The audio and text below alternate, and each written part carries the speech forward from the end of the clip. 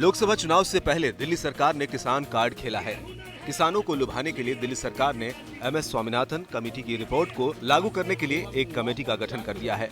Committee की report के आधार पर न्यूनतम समर्थन मूल्य तय किया जाएगा। जो है किसानों के जो फसल का दाम है लगभग 2600 रुपये गेहूं का और धान का होना चाहिए, जो प्रस्ताव आज सम्मेलन में आया है उसको ले करके। और दूसरा जो है कई राज्यों में जो है वो बिगिनिंग में ही पहले ही सपोर्ट दिया जा रहा है। जैसे तेलंगाना ने 4000 रुपये प्रति फसल का करने का निर्णय लिया है।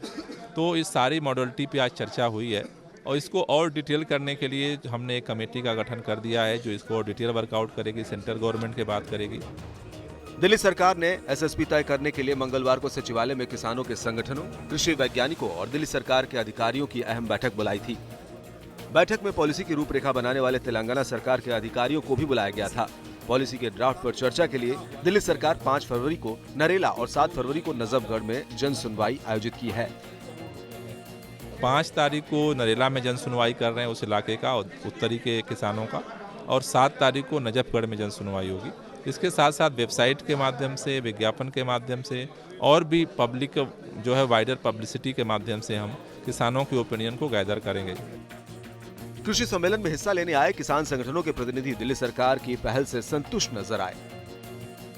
देखिए, ये जो आज संगोष्ठी है बहुत अच्छा इसका जो है रिजल्ट होगा और हम ये चाहते हैं, इसमें हमने पहले कुछ सुझाव दे रखे स्वामीनाथन रिपोर्ट के बारे में, और इसके बारे में एक कमेटी बनी थी दिल्ली की एग्रीकल्चर रिपोर्ट उसका, तो हम उसमें चाहते हैं कि वो बन जाए, उसको ये अप्रूव कर दें तो दिल्ली के किसानों का भला होगा और दिल्ली एक नोडल एजेंसी होगी जो पूरे देश में किसानों को एक दिशा और दशा देगी। लेकिन उससे भी ऊपर दिल्ली सरकार ने हमें आश्वासन दिया है कि हम ऐसी पॉलिसी बनाना चाहते हैं कि जो पूरे देश में एक मॉडल पॉलिसी हो और किसान को जो उसकी, जैसे दिल्ली में 18,000 रुपये के आसपास है जो एक गेहूं की खेती जो हम करते हैं उस पे, जैसे दिल्ली सरकार ने फसल बर्बाद हो गई थी 20,000 रुपये पर एकड़ दिया था, उसी मॉडल को मैन मान के, उसी फार्मूले को मैन मान के, तो इन्होंने ये बोला कि हम उसके ऊपर 1.5 गुना यानी कि आधा और उसके ऊपर जो आपकी लागत है उसके ऊपर 0.5% और ज़्यादा देंगे।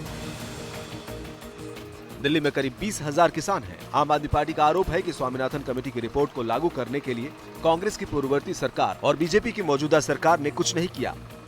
आम आदमी पार्टी की सरकार कृषि लागत मूल्य, दैनिक मजदूरी, परिवहन खर्चे, सिंचाई को ध्यान में रखते हुए इसका मॉडल तैयार करना चाहती है।